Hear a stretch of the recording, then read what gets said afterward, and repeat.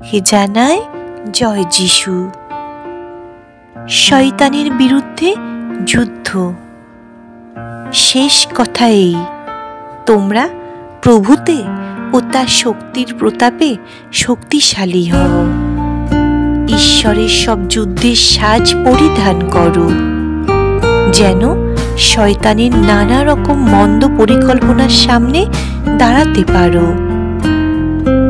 কারণ দেহ এবং রক্তের সঙ্গে নয়, কিন্তু পরাক্রম সকলের সঙ্গে, কর্তৃত্ব সকলের সঙ্গে, এই অন্ধকারের জগৎপতিদের সঙ্গে, স্বর্গীয় স্থানে দুষ্ট আত্মাদের সঙ্গে আমাদের মল্লযুদ্ধ হচ্ছে।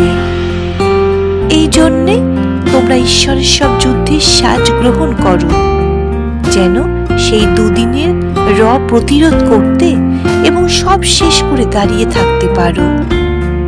অতএব সত্যের কোমরবন্ধনীতে বদ্ধকটি হয়ে, ধার্মিকতার বুক পাটা পরে এবং শান্তির সুসমাচারের প্রস্তুতির জুতো পায়ে দিয়ে দাঁড়িয়ে থাকো।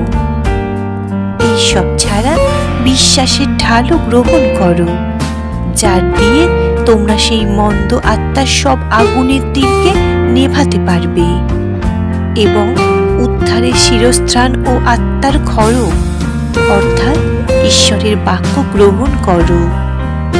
সব রকম প্রার্থনা ও অনুরোধের সাথে সব দিনের পবিত্র আত্মায় প্রার্থনা করো, এবং এর জন্য সম্পূর্ণ অভিনিবেশ ও অনুরোধ সহ জেগে থাকো।